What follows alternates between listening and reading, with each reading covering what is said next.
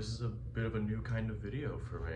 I had done this last month with the horror-thon extravaganza video, basically all the horror movies I watched in October, and just granted how I felt about all of it. And I figured I wanted to give it another shot. It wasn't the most viewed one, which I don't really care about, but I am pretty proud of that video, so I decided I'm just gonna do November now. At the time of this recording, it is November 27th, so there's a bit of a cutoff here so I can get it out December 1st or 2nd. Like, well, whatever happens. So there are going to be a couple of things that if I do a December roundup video, I will include everything within these last couple of days that I watched like after I recorded this. And same thing goes for December and January and all the other oncoming months. Every movie I cover in this doesn't have its own separate video, mainly because some of it doesn't warrant a full video for me in terms of like not having a bunch to talk about other than like, oh, I thought it was cool, there were a couple of things that I did like, there were a couple of things I didn't like, and then like the star rating. But I will say I did watch other movies, mainly the newer releases that do have separate videos like The Marvels and Saltburn and The Killer and Thanksgiving and Napoleon. I think the Hunger Games video should be up by the time this video goes out, but I cannot guarantee that I have videos up for both Wish and Saw 10, the new Saw movie. I watched both of them, but they will not be in this video because I plan on doing their own videos for those movies. Alright, I have this video divided up into two sections. The first watches, things I watched for the very first time, and then things I revisited. And if I also happen to watch any shows or like mini specials, which I happen to watch this month since there's actually stuff that was pretty interesting that came out in terms of shows, I will include that at the end. Starting off with the first watches of this month, I started the month with Sharper, an Apple TV and A24 collab with Julianne Moore, I'm pretty sure. And it has to do with a small wealthy family in New York City getting torn apart by the secrets and lies, and like it's a crime movie basically. It's all right. I ended up giving it 3 stars because I feel like that's the best way to describe it for me. I don't really remember a bunch about it, but if you're a fan of like crime thrillers in general, this has a good cast as well. As I said, Julianne Moore, Sebastian Stan is in it. I'm pretty sure Justice Smith is in it as well.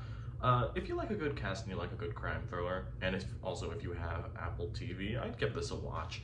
But in terms of A24's output, this is one of their weaker movies. And then I watched Mad Monster Party, which a friend of mine had told me about, so I went on to, I'm pretty sure it was Internet Archive to find this. This is from the same studio that had done the animated Christmas specials back in the 60s, like Rudolph the Red-Nosed Reindeer and Frosty the Snowman and The Year Without a Santa Claus. I'm pretty sure it's Rankin and Bass. This time it's just Jules Bass. And this is just a Halloween special. This is one of the only non-holiday things that the studio had done. And I also think it was pretty nice. Not a lot of standout things about it. There's a really annoying kid in there. Boris Karloff voicing the Dr. Frankenstein in this was a fun little thing to hear. Other than that, it's a fun little thing. I don't know how much I remember of it, but if I do remember by the time next Halloween, I'll probably watch it again. And then I watched First Reformed, something that has been on my watch list for a long time. It stars Ethan Hawke as like a pastor of a church in upstate New York, and he is just making his way through life after he has an encounter with an environmental activist. I had heard quite a bit about this one, mainly because it is directed by Paul Schrader, the same guy who wrote Taxi Driver, and also the only movie that he had directed I had seen ended up being a bust, and it was The Card Counter with Oscar Isaac. But no, this was something I really enjoyed. I feel like I'd have to watch this one again to get everything that really happened, especially that really abrupt ending. But I think Ethan Hawke was incredible in this. This might be my favorite performance of his. After that, I watched The Old Way, which was being marketed as the first true Western that Nicolas Cage has starred in. It came out earlier this year, and a lot of this month was me catching up on 2023 releases that I just haven't watched yet. And This was bad. You could tell that really Nicolas Cage was kind of cashing in the check here, which makes me sad because when Nick Cage does go hard in something, he goes really hard, and this just was not one of the cases. It was cool to see him like actually be a gunslinger though, like a real one, because you know, like I guess you could call Mandy a neo-western if you really wanted to, but this is The Old Way is his first true western, and it should have been much better. After that, I watched Mass, directed by Fran Kranz. It's about this couple of parents who meet for the first time after one of their kids was killed by the other kid in a school shooting. I said this in my review and when I put it up that I watched this on Letterboxd. This is a perfect movie if you want to show an aspiring actor, because this is really 4 people in a room for maybe an hour and 40 minutes. I don't remember the exact runtime, but this is how you act, really, because you're dealing with multiple ranges of emotions and really great work from pretty much everyone involved. I'm forgetting one actor's name, but Martha Plimpton, Ann Dowd, and Jason Isaacs. And the other guy, I'm sorry, I'm gonna put his name up here. They're all fucking incredible in this, especially Ann Dowd and Jason Isaacs. They're incredible in this. Oh, actually, oh my god, all of them are incredible. But yeah, if you're a fan of a good drama, if you really want to get tugged at your heartstrings, it's a really heavy watch. I definitely recommend Mass. After that, I watched Kandahar, which is the second of 2 or maybe 3 Gerard Butler starring action movies that came out this year. You know the type. You know the type. You watched Plane. Did you watch Plane? I did. It was pretty fun. It's another Gerard Butler action movie, which I have to admit, those are mindless, fun movies. I think this is one of the weaker ones I've seen. Out of the 2, as Kandahar and Plane, I do prefer Plane because that's a much sillier idea and they get to do a lot with it. But Kandahar is another entry into the thing that I like to call dad movies, where it's like mainly a military guy, you gotta get in, get out, that kind of movie. It's kind of like a lesser The Covenant that had Jake Gyllenhaal later this year, which I really liked The Covenant. I was really surprised by that one. After that, I watched Brick, the first movie by Rian Johnson, and it's basically a noir film, but it's in a high school. It has a young Joseph Gordon-Levitt in it, and it's a damn good whodunit. I have been a fan of Rian Johnson's work for a while, even The Last Jedi, but especially with the 2 Knives Out movies and the 3rd one coming out presumably soon. I wanted to go back and watch Brick again. This was another one that was on my watch list for a while, and I really enjoyed this. After that, I watched No Exit. This was a Hulu movie that I watched with a buddy of mine. It's about this woman who gets stranded at a rest stop during a blizzard, and she's got to go in and like stay with a couple of different people who are also stranded there, but one of them ends up being a kidnapper. Like outside you see the different cars out there, so it turns into this mystery and eventually survival of the kidnapper.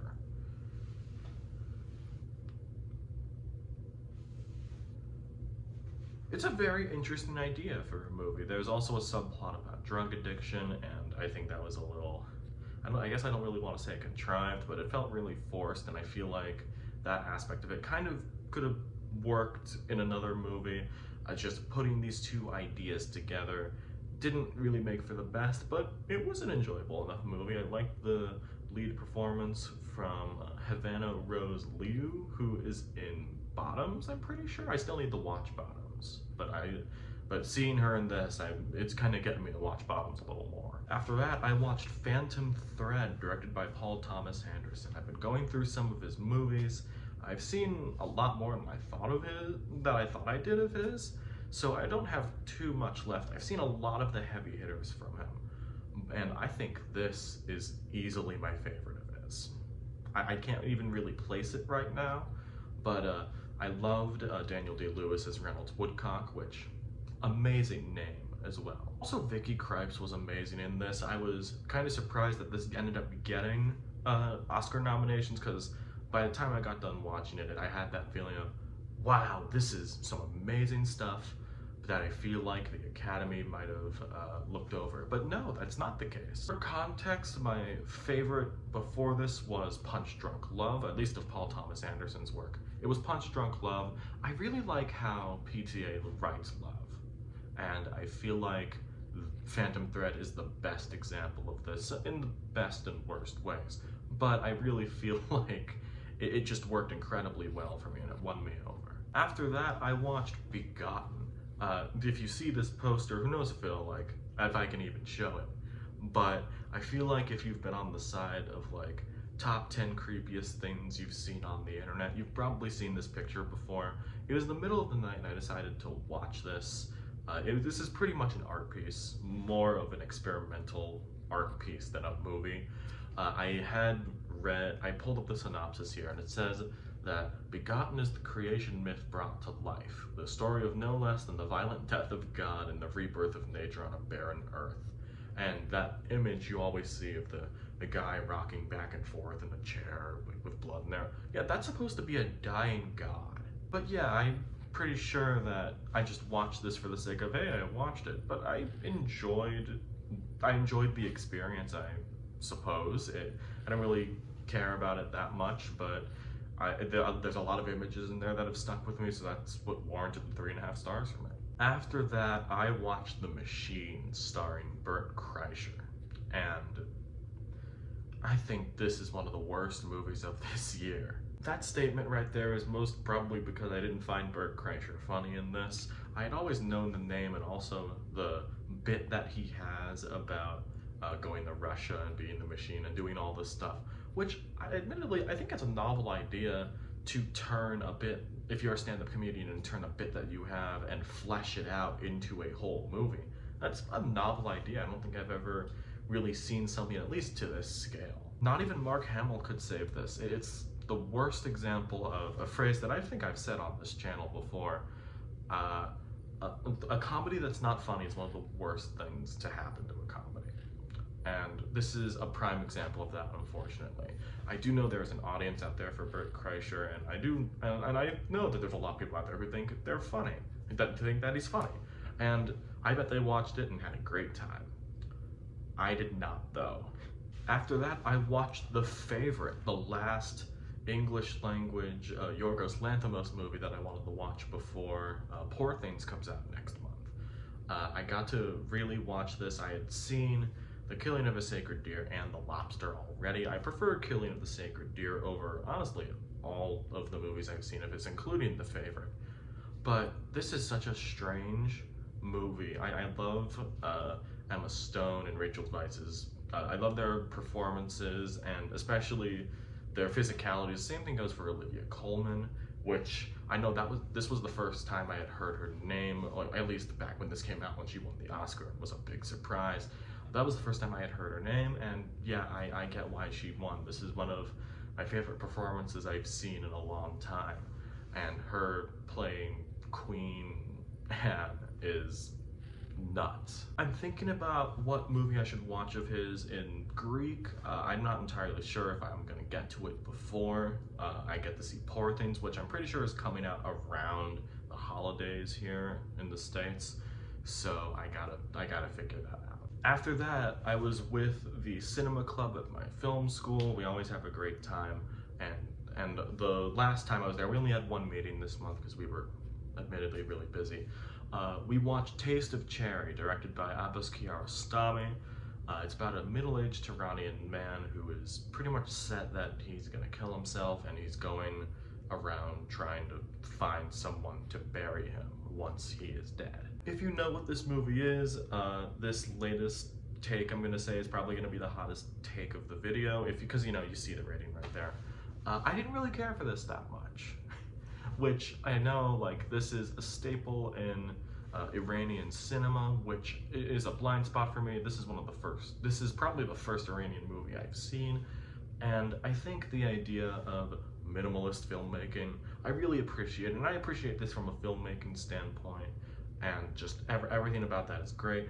There are just a couple of story things and also just overall things about our main character, Mr. Badi, just didn't really land with me. I wanted more of an emotional connection, mainly because I've been in that mental space before, wanting to kill myself, and just I wanted that mental connection there, and just I couldn't get that, and it just, I didn't want to use the word boring, but it dragged out a little bit. So yeah, I guess that's the hot take of this. I don't really care for Taste of Cherry. After that, I watched Dreams, directed by Akira Kurosawa.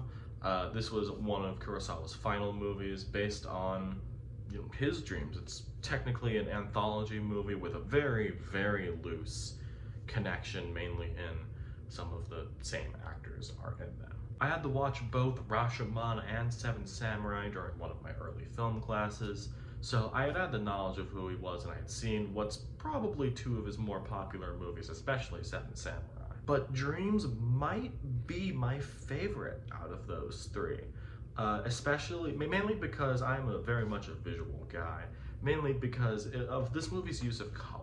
I really enjoyed it from that perspective.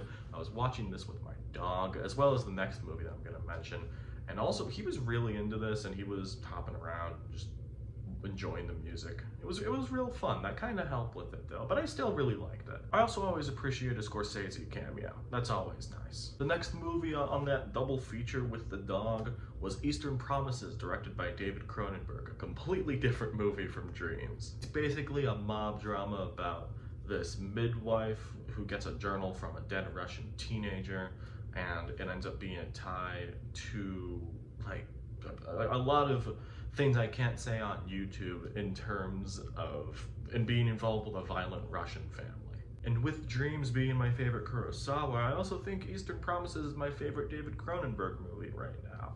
I haven't seen a lot of his stuff. I've seen a lot of his newer stuff. The newest thing, Crimes of the Future, I did see that.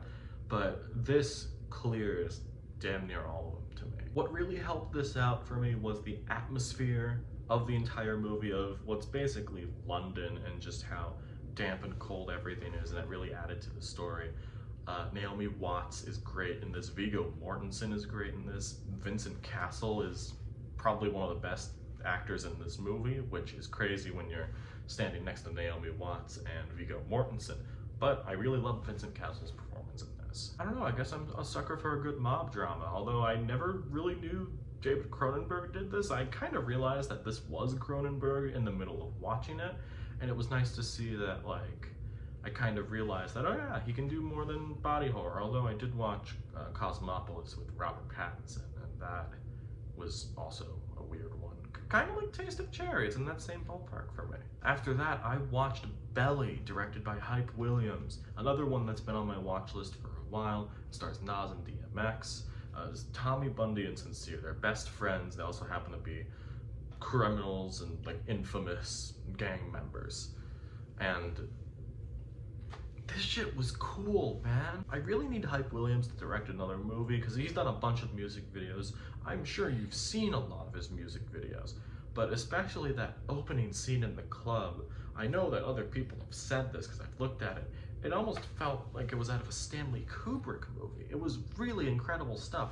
That club opening, and the ending especially, has just has such striking imagery, and just great playing around with the audio as well.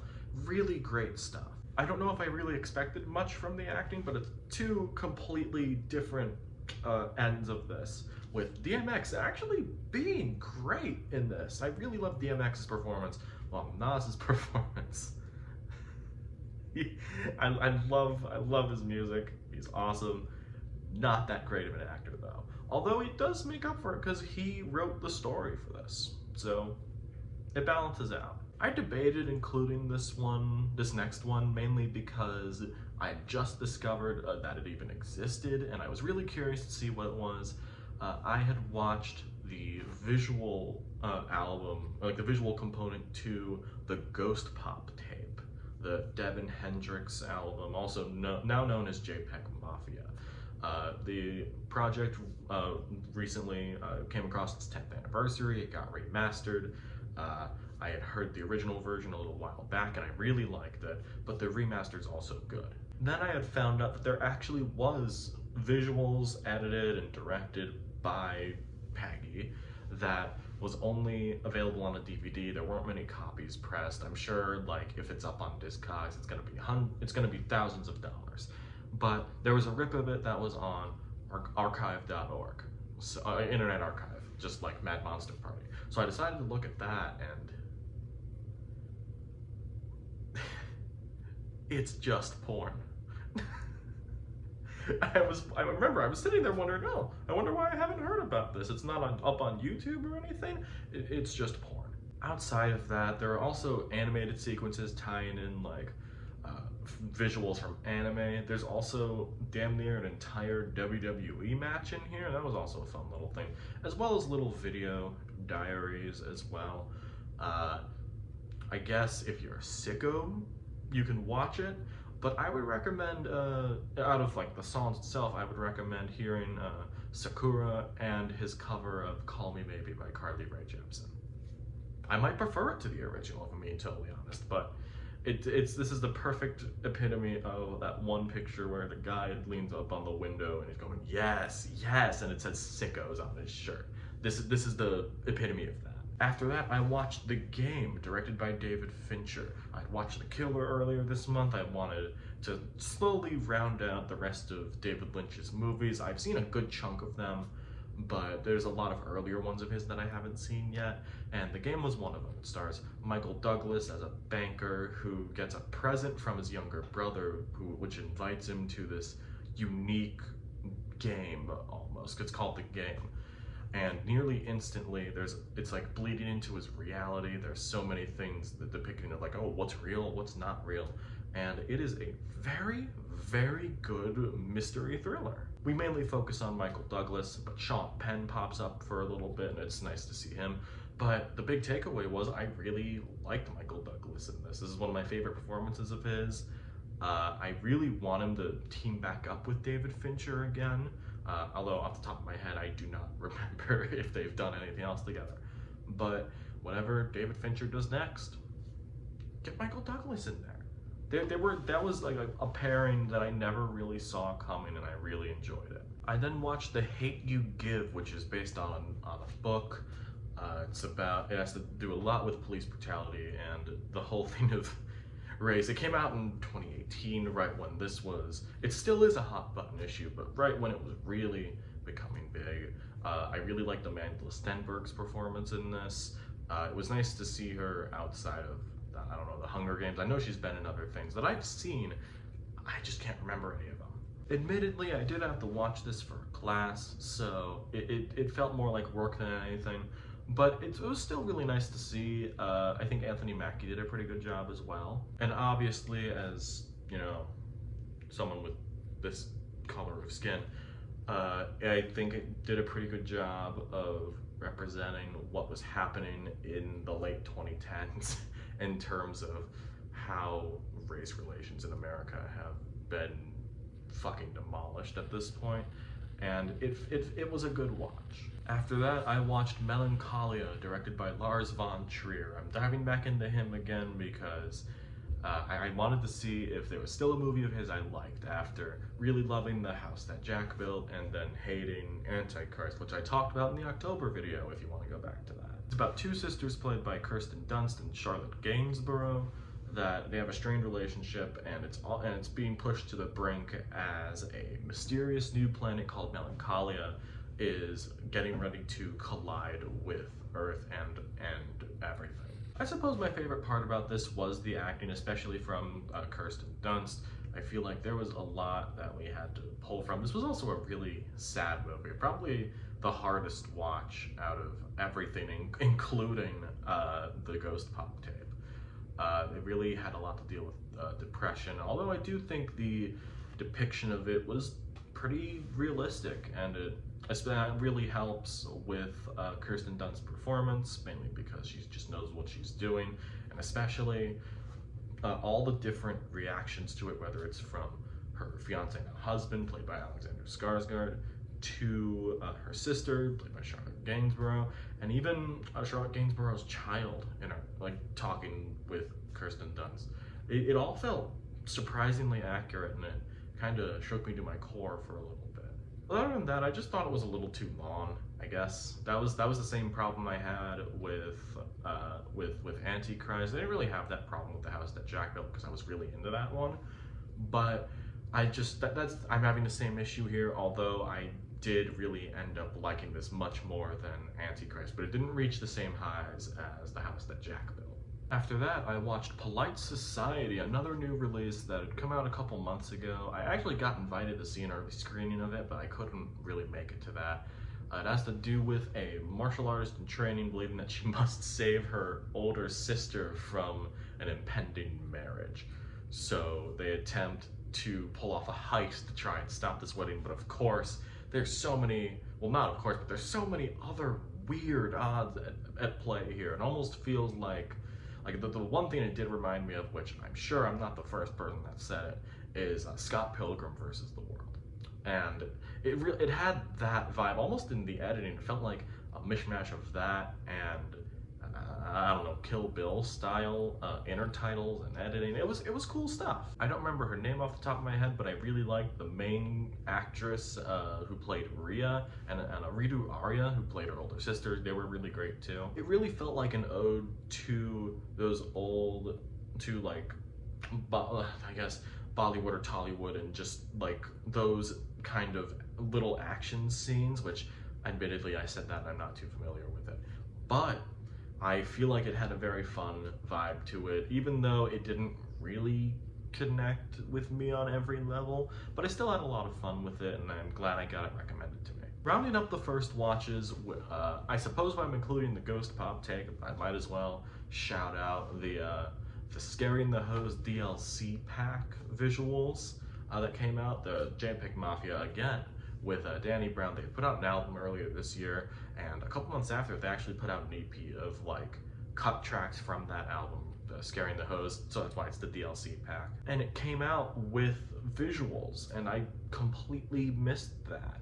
But I'm counting that because it has its own entry on Letterboxd, so I enjoyed it. Watching it back to back with the Ghost Pop tape, I'm pretty sure someone named Logan Fields made the visuals for this, and I really enjoyed the CRTV, I should say, if that's the right thing, of like boxed TV, like a tube in the back TV, and enjoyed that feeling. The shot of the little robotic dog that you see viral videos about in a strip club is a very funny visual that I got a good laugh out of me. But yeah, I'm just a sucker for that psychedelic visual style, blending that with retro CRTV footage, and I'm a sucker for that, so I really enjoyed the hell out of this. All right, now we're on to the rewatches. That starts off with The Menu, directed by Mark Mylod.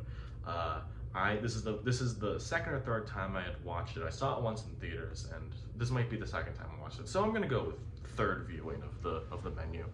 And I love seeing the little details pop up in this one of just like little different creative clashes that happen within like the customers and also the chef. I love all these little details. That's pretty much it. I still think Ralph Fiennes was horribly snubbed in the last awards season, since this did come out last year, which it felt much longer than that. But it honestly, it's a fun movie. It's a really funny movie. I didn't know that Mark Mylod, the director of this, had a hand in making Succession, so maybe because of that I could probably get into Succession off this, because I liked this enough. I also rewatched Barbie this month. I ended up really having a good time. I think this is also the third time I had watched it. I saw it twice in theaters. This is the first time I've seen it since it's been in theaters. I really enjoyed this. I keep enjoying this one more and more. I'm pretty sure it's my favorite movie of the year at this point. And it really does feel like already it has that timeless quality. Like, you know how you could watch a movie like Legally Blonde, almost, if you're a fan of Legally Blonde, and you could feel like, yeah, it was made like a few decades ago or 2 decades ago, but you can already feel like it feels like it was made today. And like in a couple decades, you can go and say, wow, this already feels like it was made today. I feel like Barbie's gonna have that same effect. I feel like people are gonna go back to this, whether they like get it digitally, get it on physical, or it happens to be on TV a couple years from now. and they watch this and they just go, this is timeless. I really think this is gonna end up being a timeless movie. I rewatched Snowpiercer as well. I'm trying to get back into the feeling of Bong Joon-ho movies, because his new movie is coming out next year with Robert Pattinson. So I rewatched Snowpiercer. If you are to look on my Letterboxd, you will see, because I do ranking lists of like directors that I think are like out there enough to do this with, and you may see that I have Snowpiercer over Parasite right now, which that's probably going to change soon. I'm going to watch Parasite next month at some point, and mainly because I haven't seen Parasite in a long time, and and when I did see it, it was way before I was like a film student and doing all of this. But just the idea of Snowpiercer is so good. I really love this idea. It even got to the point where I watched the TNT show that they did for it with Daveed Diggs, although that might have been more Daveed Diggs than anything. But yeah, this grimy feeling to the actual train itself, especially in the back and when you're going through like all different places, it's still a grimy feeling. I also really like Chris Evans in this. I almost said Chris Pine. Chris Evans is great in this. I really wish he would do more movies like this, because you know, of course I love him as Captain America, but I really wish he could be in more movies like this, of just really out there and going for something. And we're like, I'm basically someone who is an auteur director in Bong Joon-ho, but this is just damn near perfect to me. I also rewatched Frozen this month. I don't really know what came over me to watch Frozen again. This is a lot more watchable than I thought it would be, because it's been a hot minute since like I sat down and watched Frozen. Because, you know, it's been out for a decade. I'm pretty sure the damn recording this is the 10th anniversary of it, which just makes me feel old. But yeah, this is just the best parts about like Disney animation and that era, just all coming together to make peak almost. There are a couple of things that I still throw me off. I still don't like Olaf that much, but the fact that he actually works into the story pretty well and is a pretty prominent piece of why he exists, I forgive it for that. And most of the songs are bangers, which I guess you can't really say that about every song in the Disney movie these days, but these are so consistent that just, I love a lot of these. Although I haven't seen Frozen 2, or at least not all of it. Who knows, maybe I'll give that a shot. I then rewatched The Wizard of Oz, which at this point, I feel like I watch this every couple of months, because this is one of the only movies, in my opinion, that I think is genuine movie magic. That's so overdone at this point, because we know. we know. That I don't know if you can meet a lot of people that say that they don't like The Wizard of Oz. I'm not saying that there's not a single person, because we're all human beings. But if you walked up to someone and they asked, oh, what's your favorite movie? They probably wouldn't dispute you if you said The Wizard of Oz. So, I don't know, they just really did great with this one. I talk about it like, oh yeah, I knew those guys. But no, it's like, you sit there and you, every hour and a half almost, this is just like perfect encapsulation of how movies were made back then, and even what, like, in a couple of ways, how they're kind of just leapfrogging movies today. And just, I'm not saying the term like, oh, back in my day movies were better. I was born in the 2000s. This was like this movie was like 70 years old by the time I was born. The main reason why I did rewatch it though is because I gotta remind myself that this is good. Just like you always think like, oh yeah, The Wizard of Oz is pretty good, but you just say that sometimes. But I just go back to it and watch it, it's like, wow, this is really great stuff. The last two rewatches of this month were both Scorsese movies. I've been on a bit of a kick of his. The first was The Irishman. The first time I watched it since probably around it came out. I don't really remember the first time I watched this. I'm pretty sure I just had my friend's Netflix account and I watched it on there. But this had such more, especially like the second half of the movie, and it's such more of a heartbreaking hit to me that didn't really register the first time I watched it, and just really felt like a gut punch, especially that ending shot, which I didn't get the first time, and I had found out what that last shot was supposed to mean, and the movie kind of leveled up for me at that point, which I don't know why I should be saying that about Martin Scorsese, but even then, just like, this is out of, I haven't seen every Scorsese movie, but out of the mob movies of his that I've seen, this is probably my favorite, mainly because just it feels like an odyssey. We were following Frank for this long, and even though the technology of it is still very uncanny valley, mainly because we see a young Robert De Niro move like an old Robert De Niro, especially that scene where he curb stomps the guy outside of the store.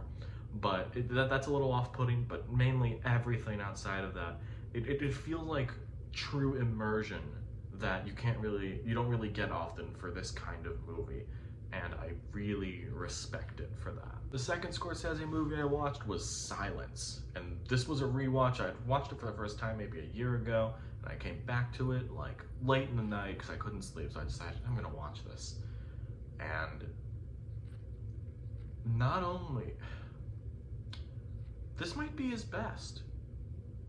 It kind of dawned on me, like a little over halfway through. There's a pivotal scene with Andrew Garfield's character and Liam Neeson's character, and that's the scene where I kind of realized that this may be my favorite Scorsese movie, just in terms of what the topics are. Like, there's such a big, deep dive into faith and how it defines people, and religion, and all of that. And I also think this might be my favorite movie based mainly around faith. This is incredible stuff that happens here. I think in terms of Scorsese's directing, this is at an all-time high, as well as the performances across the board, especially Andrew Garfield, and in the very few scenes Liam Neeson has. These are two of my favorite performances ever in a movie directed by Scorsese. And that's what I watched this month. That was a big one. In terms of shows, I don't really have a lot to say. I did watch Loki, but that's a whole different video. I finished part 1 of season 2 of Invincible. I'm gonna save that for when the rest of the season comes out. Although I did watch the first season of The Rehearsal with Nathan Fielder, and I thought that was some pretty cool stuff. I don't know if the latest South Park special kind of fits in here, but I did watch that. I thought it was okay. In terms of ongoing shows right now, I'm watching The Curse, also with Nathan Fielder, along with Emma Stone and the Safdie brothers. I'm 3 episodes in on that. I think that's pretty cool. I also started Monarch: Legacy of Monsters, the Kurt Russell and Wyatt Russell Monsterverse show. That's on Apple. I only watched the first episode. I think I'm gonna stick with it. Okay, now that's everything I watched. I wonder how long this video is gonna be.